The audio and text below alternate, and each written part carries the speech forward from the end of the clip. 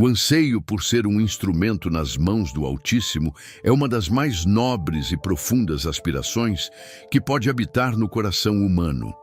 Uma chama que arde com o desejo de ver o propósito eterno se manifestar através da própria existência. Contudo, existe um abismo, uma falha silenciosa entre a oração fervorosa, clamando pelo uso divino, e a prática diária, que verdadeiramente molda e prepara um vaso para tal glória. Não basta apenas querer, é preciso estar pronto, e essa prontidão não é um dom esporádico, mas o fruto de uma disciplina consciente e de hábitos espirituais que transformam o interior, capacitando para o exterior. A realidade dolorosa é que muitos almejam as plataformas, as evidências visíveis do poder de Deus, mas negligenciam o altar secreto onde o caráter é forjado, onde a voz de Deus é discernida e onde a verdadeira autoridade espiritual é conquistada. Existe um chamado urgente para despertar de uma fé passiva, de uma religiosidade superficial que confunde atividade com profundidade, e mergulhar em um caminho de preparação que, embora exigente, é a única porta para uma vida verdadeiramente usada por Deus, com impacto genuíno e duradouro no reino. A compreensão errônea de que o poder de Deus se manifesta apenas em momentos de grande unção pública ou em atos milagrosos espetaculares leva muitos a subestimar a importância da preparação contínua e silenciosa. A verdadeira unção, a capacidade de ser um canal para a vontade divina, não é um raio que cai do céu sobre um recipiente despreparado. É o transbordar de um rio que foi pacientemente cavado e aprofundado pelas águas da disciplina espiritual. A história bíblica e a experiência cristã, ao longo dos séculos, testemunham que Deus sempre usou aqueles que se permitiram ser lapidados, que priorizaram a comunhão íntima, a obediência inquestionável e a santidade como um estilo de vida, não como um adereço ocasional. O despertar necessário é para a verdade de que a grandeza no reino de Deus não reside nos dons, mas no caráter. Não na visibilidade, mas na fidelidade. Não na eloquência, mas na intimidade com o Pai. É um convite para recalibrar as bússolas espirituais, afastando-se da ilusão de um atalho para o ministério e abraçando a jornada transformadora dos hábitos que forjam gigantes espirituais. O primeiro pilar inegociável para quem aspira a ser um vaso nas mãos do Altíssimo é a disciplina da oração contínua e escuta ativa. Muitas pessoas veem a oração como um mero ato de petição, uma lista de desejos apresentada a um provedor celestial, ou como um último recurso em tempos de crise.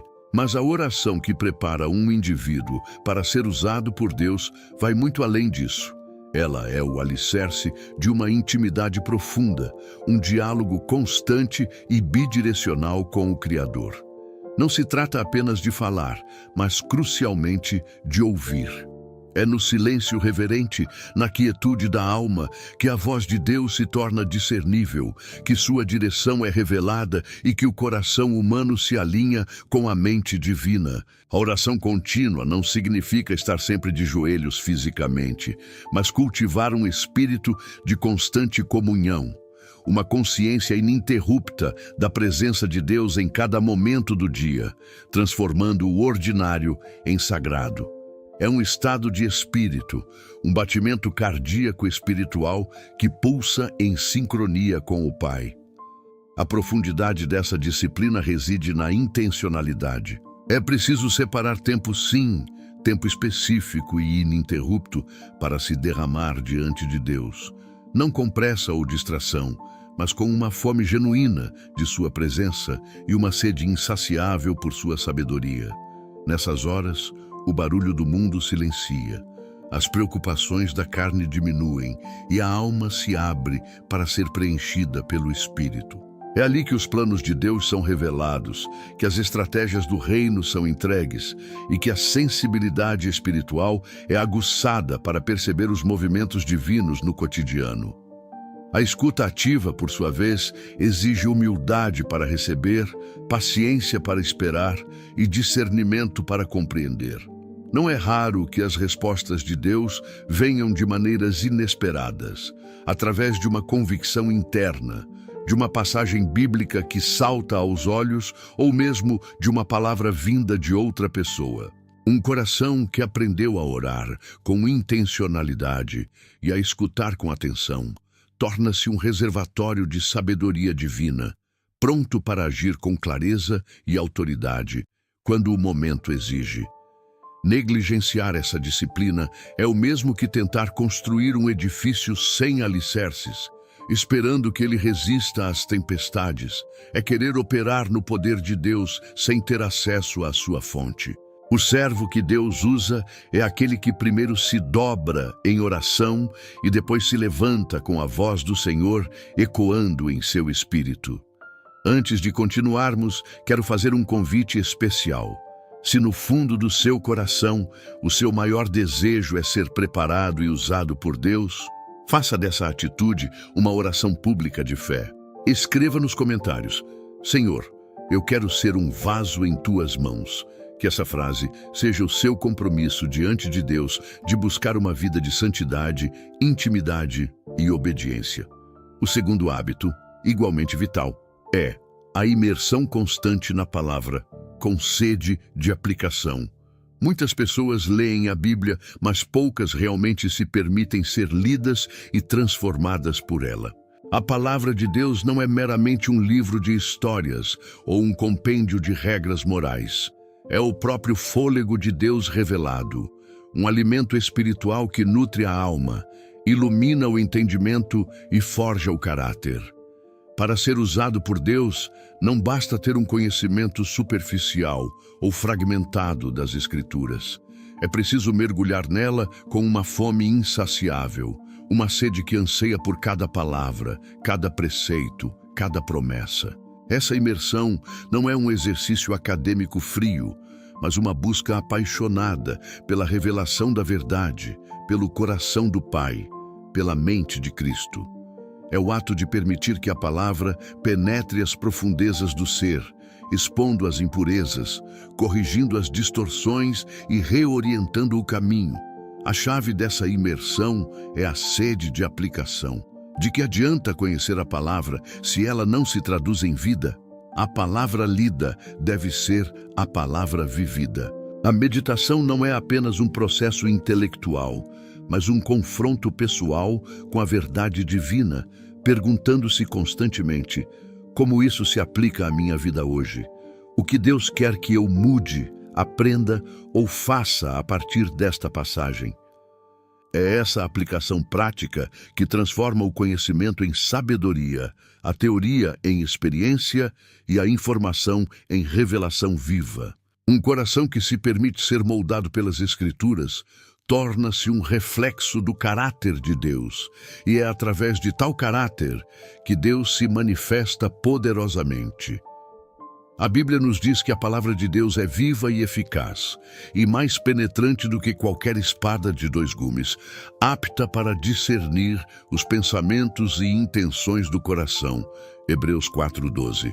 Este versículo não é apenas uma descrição, mas um convite a permitir que a palavra opere essa profunda cirurgia espiritual em cada um, limpando e preparando para a obra do Senhor. Sem essa imersão e aplicação, a fé se torna frágil, a convicção vacila e a capacidade de discernir a vontade de Deus diminui perigosamente. Um servo que Deus usa é um servo que vive saturado pela palavra, não apenas em sua mente, mas em cada fibra de seu ser, permitindo que ela seja a lâmpada para seus pés e a luz para seu caminho. Em terceiro lugar, é imprescindível cultivar a busca incessante por santidade e pureza de coração. Este é, talvez, o hábito mais desafiador e menos popular em uma cultura que prega a autoindulgência e a relativização de valores. Contudo, a santidade não é uma opção para quem deseja ser usado por Deus. É um pré-requisito absoluto, a própria essência da separação para um propósito divino. Ser santo significa ser separado, ser diferente, ser dedicado exclusivamente a Deus. Não se trata de uma perfeição inatingível, mas de uma jornada contínua de arrependimento, purificação e alinhamento com o caráter de Cristo. A pureza de coração é a condição interior que precede qualquer manifestação externa do poder de Deus. Se o vaso estiver sujo, contaminado por compromissos com o mundo, por pecados secretos ou por intenções impuras, a glória de Deus não poderá fluir através dele com plenitude. A impureza atua como um bloqueio, um ruído que impede a comunicação clara e a manifestação do divino. Essa busca incessante não é motivada por medo ou culpa, mas por um amor profundo por Deus e um desejo ardente de refletir sua imagem. É um reconhecimento de que a santidade não é um fardo, mas a própria libertação da escravidão do pecado e a porta para uma comunhão mais íntima com o Criador. Ela exige uma vigilância constante sobre os pensamentos, as palavras, as ações e as motivações. Significa fazer escolhas diárias que honram a Deus, mesmo quando ninguém está olhando, mesmo quando o caminho da retidão parece mais difícil. A pureza de coração é forjada no altar do sacrifício pessoal, onde os desejos da carne são crucificados e o espírito é submetido à vontade de Deus. Sem santidade, ninguém verá o Senhor, e muito menos será usado por Ele de forma significativa. É o que o apóstolo Paulo exorta: fujam da imoralidade sexual. Todos os outros pecados que o ser humano comete são fora do corpo. Mas quem comete imoralidade sexual peca contra o seu próprio corpo. Ou vocês não sabem que o corpo de vocês é santuário do Espírito Santo, que está em vocês, que vocês receberam de Deus e que vocês não pertencem a si mesmos? 1 Coríntios 6, 18, 19. Esta passagem não é um mero comando, mas uma revelação da sacralidade do corpo e do espírito como templo do Espírito Santo. O chamado para ser usado por Deus é, antes de tudo, um chamado para ser puro, para ser um canal limpo através do qual o Espírito de Deus pode fluir sem impedimentos, tocando e transformando vidas com sua santidade e poder. O quarto hábito crucial é a humildade profunda e disposição irrestrita para o serviço. Este é um ponto de virada fundamental na jornada de quem deseja ser usado por Deus, pois confronta diretamente a tendência humana ao orgulho, à autossuficiência e à busca por reconhecimento. O reino de Deus opera sob uma lógica invertida em relação ao mundo. Para ser grande, é preciso servir. Para ser o primeiro, é preciso ser o último. A humildade não é uma falsa modéstia ou uma autodepreciação. É a compreensão clara da própria insuficiência e da total suficiência de Deus. É reconhecer que qualquer dom, talento ou habilidade que possuímos vem dele e é para a sua glória e não para a nossa. Um coração humilde não busca as luzes dos holofotes, mas as sombras onde o serviço mais necessitado reside. Não escolhe tarefas glamurosas, mas se dispõe a fazer o que for preciso, onde for preciso, sem buscar reconhecimento humano, mas apenas a aprovação divina. A disposição irrestrita para o serviço significa que não há tarefa pequena demais ou humilde demais para o servo de Deus. Significa estar pronto para lavar os pés, para servir à mesa, para oferecer uma palavra de encorajamento em silêncio, para cuidar dos esquecidos, para interceder pelos invisíveis. É a prontidão para abrir mão da própria agenda, dos próprios desejos e do próprio conforto para atender ao chamado do Mestre. Jesus, o maior exemplo de serviço, não veio para ser servido, mas para servir e dar a sua vida em resgate por muitos. O servo que Deus usa é aquele que incorpora esse espírito de Cristo, que se abaixa para erguer outros, que se esvazia para que o Espírito de Deus possa preencher. O orgulho é o maior inimigo da unção, pois ele compete com a glória de Deus, enquanto a humildade abre as portas para que o poder divino se manifeste sem impedimentos. Quando um coração está verdadeiramente humilde e disposto, ele se torna um solo fértil para que Deus plante suas sementes e colha frutos abundantes para o seu reino. Sua entrega ao serviço revela o poder da humildade. Deixe seu comentário e compartilhe sua experiência com o serviço. É nesse solo que a graça de Deus encontra terreno para crescer e multiplicar, transformando o ordinário em extraordinário através da simples e poderosa atitude de servir sem reservas. Finalmente, o quinto hábito que permeia e capacita todos os anteriores é a confiante dependência do Espírito Santo e rendição ao seu guia.